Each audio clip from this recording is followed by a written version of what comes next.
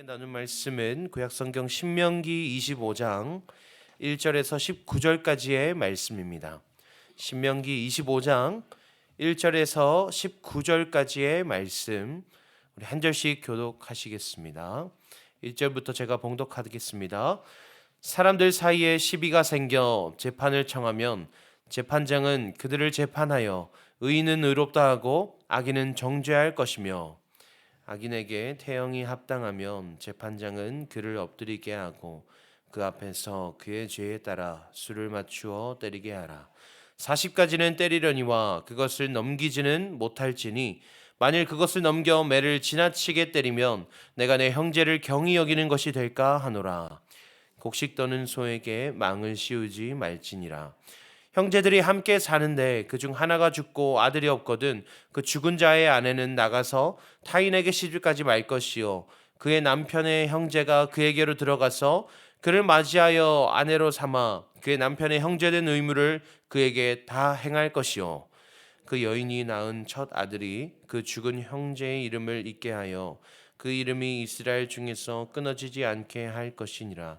그러나 그 사람이 만일 그 형제의 아내 맞이하기를 즐겨하지 아니하면 그 형제의 아내는 그 성문으로 장로들에게로 나아가서 말하기를 내 남편의 형제가 그의 형제의 이름을 이스라엘 중에 잊기를 싫어하여 남편의 형제된 의무를 내게 행하지 아니하나이다 할 것이요 그 성읍 장로들은 그를 불러다가 말할 것이며 그가 이미 정한 뜻대로 말하기를 내가 그 여자를 맞이하기를 즐겨하지 아니하노라 하면 그의 형제의 아내가 장로들 앞에서 그에게 나아가서 그의 발에서 신을 벗기고 그의 얼굴에 침을 뱉으며 이르기를 그의 형제의 집을 세우기를 즐겨하지 아니하는 자에게는 이같이 할 것이니라 하고 이스라엘 중에서 그의 이름을 신벗김 받은 자의 집이라 부를 것이니라. 두 사람이 서로 싸울 때에 한 사람의 아내가 그 치는 자의 손에서 그의 남편을 구하려 하여 가까이 가서 그 손을 벌려 그 사람의 음낭을 잡거든 너는 그 여인의 손을 찍어버릴 것이고 내 눈이 그를 불쌍히 여기지 말지니라. 너는 내 주머니에 두 종류의 저울추 곧 큰 것과 작은 것을 넣지 말 것이며 내 집에 두 종류의 돼 곧 큰 것과 작은 것을 두지 오직 온전하고 공정한 저울추를 두며 온전하고 공정한 되를 둘 것이라. 그리하면 내 하나님 여호와께서 내게 주시는 땅에서 내 날이 길리라. 이런 일들을 행하는 모든 자, 악을 행하는 모든 자는 내 하나님 여호와께 가증하니라. 너희는 애굽에서 나오는 길에 아말렉이 내게 행한 일을 기억하라. 곧 그들이 너를 길에서 만나 내가 피곤할 때에 내 뒤에 떨어진 약한 자들을 쳤고 하나님을 두려워하지 아니하였느니라. 함께 읽습니다. 그러므로 내 하나님 여호와께서 내게 기업으로 주어 차지하게 하시는 땅에서 내 하나님 여호와께서 사방에 있는 모든 적군으로부터 내게 안식을 주실 때에 너는 천하에서 아말렉에 대한 기억을 지워버리라. 너는 잊지 말지니라. 아멘. 오늘 우리에게 주신 말씀 가지고 당연하지 않은 세상을 당연한 세상으로 라는 제목으로 함께 말씀을 나누고자 합니다. 오늘 본문에서도 또한 여러 가지의 경우들을 설명하고 있습니다. 이것은 모두 당시의 어떤 시민법으로서 지금의 우리가 지켜야 할 법들은 아닙니다. 당시에 이스라엘 백성들이 지키며 살아야 했던 그런 법도들인 것이죠. 그런데 오늘날을 살아가는 그 말씀, 우리가 이 말씀이 왜 중요하냐? 우리가 왜 오늘을 살아가는 우리가 이 당시에 이스라엘 시민들이, 이스라엘 성도들이, 백성들이 지켜야 했던 이 법들을 우리가 주목해야 하는가? 우리는 그 안에서 하나님께서 하나님의 나라를 이루어 가시는 그 원리를 깨달을 수 있기 때문입니다. 본문을 살펴보면 1절에서 3절 말씀은 재판에 대해서 말하고 있습니다. 재판에서 가장 중요한 것은 공정한 판결입니다. 그래서 의인은 의롭다 하고 악인은 정죄할 것이며 라고 말씀하십니다. 사실 이 재판에 있어서 의인은 의롭다 하고 악인은 정죄하는 것, 이것은 너무도 당연한 이야기입니다. 그런데 왜 하나님께서 이것을 굳이 언급하고 계실까요? 왜 이것을 강조하고 계실까? 당연한 것이 당연하지 않은 시대였기 때문입니다. 온갖 부정이 행해졌던 시대였기 때문에 재판장마저도 부당한 이득을 취하고 부정하게 판결을 내리던 시대였기 때문에 하나님께서는 하나님의 질서대로 당연한 것이 당연하게 흘러가도록 지금 말씀하고 계시는 것입니다. 3절에서는 40까지는 때리되 그것을 넘기지는 말라고 말씀하십니다. 그것을 넘게 되면 형제를 경히 여기는 것이 될 수 있기 때문입니다. 그래서 당시에 이스라엘 백성들은 실제로 39대까지만, 이 태형에 처했을 때에 39대까지만 때렸다라고 합니다. 왜 40대를 때리지 않았냐면 혹시나 실수로 한 대를 더 때렸을까 봐, 혹시나 수를 못 세서 한 대를 더 때릴 수도 있기 때문에 39대까지만 때렸다고 합니다. 그래서 고린도 후서 말씀을 보면 실제로 사도 바울이 이 39대를 맞았다라는 기록이 등장하고 있습니다. 이것에서 중요한 것은 이 훈계와 처벌의 목적이 무엇인가를 우리가 살펴볼 수 있습니다. 사랑으로서 회복의 목적을 두어야 하는 것이지 그를 단순히 벌하는 것에만 우리가 목적을 두어서는 안 된다라고 말씀하시는 것입니다.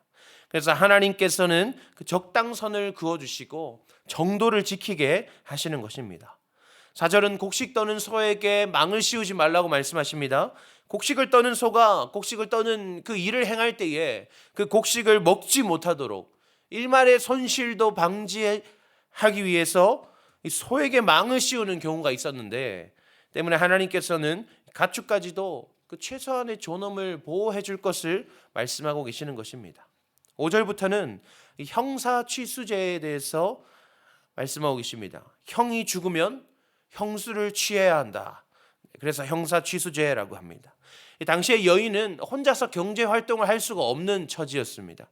그래서 남편이 죽으면 그 모든 재산이 형제들에게로 흘러가고 자신은 홀로 떠도는 미망인이 될 수 있게 됩니다. 그렇기 때문에 이것을 막기 위해서 그 형제들이 그 형수를 책임져야 한다라고 말씀하시는 것입니다. 그리고 11절에서 11절 말씀은 여인이 자기 남편을 구하기 위해서라도 다른 남자의 음낭을 잡아서는 안 된다라고 말합니다. 남성들만 여성들을 보호해 줄 것이 아니라 여성들도 남성의 존엄을 지켜주어야 한다라는 것을 보여주는 것이고요. 13절에서 16절 말씀은 저울추나 되를 조작하여서 사기를 행하지 말라고 말씀하십니다. 17절에서 19절 말씀은 아말렉 족속에 대해서 말씀하고 계시는데, 이것은 아말렉 족속에 대한 비난이 아니라 그들이 행한 비인간적인 행위에 대해서 경고하고 계시는 것입니다. 아말렉 족속은 출애굽 당시에 그 무리에서 뒤처지는 노인과 어린아이 그리고 여인들을 공격했던 자들입니다. 민족과 민족이 군인들끼리 맞붙으면 그것이 어떻게 비인간적이라 말할 수 있겠습니까? 그러나 이 아말렉 족속은 비인간적으로 아주 추악하게 그 행위를 저질렀기 때문에 하나님께서는 그 비인륜적인 행위에 대해서 경고하고 계시는 것입니다. 어떻습니까? 지금 하나님께서는 가나안 입성을 앞둔 이스라엘 백성들에게 아주 당연해 보이는 것들을 말씀하고 계십니다. 정의를 행해야 하고 존중해야 하고 사랑해야 하고 사기를 행하지 말고 너희가 더럽게 살지 말아라, 이렇게 말씀하시는 것입니다. 이 말씀을 통해서 우리는 깨달을 수 있습니다. 그러나 이 시대 가운데는 당연한 것들이 당연하게 행해지지 않았었구나. 우리의 시대는 어떻습니까? 당연한 것들이 당연하게 이루어지고 있습니까?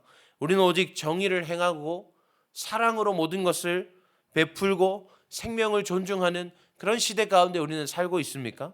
남자가 여자를, 여자가 남자를 아끼고 보호하고 존중하며 살고 있습니까? 하나님께서는 하나님의 백성들에게 하나님의 나라를 이루어가는 방법을 말씀하고 계십니다. 그러면 이 말씀을 듣고 묵상하는 우리는 어떻게 해야 합니까? 우리 삶 가운데에, 그리고 나아가서 이 땅 가운데에 하나님의 나라가 회복될 수 있도록 당연한 것들이 당연하게 이루어지도록 우리는 회복시켜 가야 합니다. 모든 것은 하나님의 정의를 기준으로 삼고 모든 행함은 사랑에 기반하여서 작은 것까지도 아끼며 돌보는 우리가 될 수 있어야 하는 것입니다.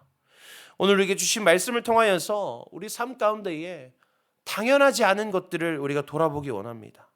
당연하나, 당연해야 하나, 당연하지 못한 것들이 우리의 삶 가운데에 무엇이 있는지를 돌아보고 그것들을 하나님의 당연한 질서대로 회복시키는 오늘 우리의 삶이 되기를 소망합니다. 기도하겠습니다. 하나님 감사합니다. 오늘도 우리에게 말씀하여 주시니 감사합니다. 하나님 아버지, 우리의 삶에는 당연해야 하나 당연하지 못한 것들이 너무도 많습니다. 당연히 사랑해야 하나 사랑하지 못하는 것들이 있고, 당연히 존중해야 하나 존중하지 못하는 것들이 있습니다. 하나님, 우리가 당연한 의로서 행해야 하나 우리가 그것을 의롭지 못하게 행하는 것들이 있습니다.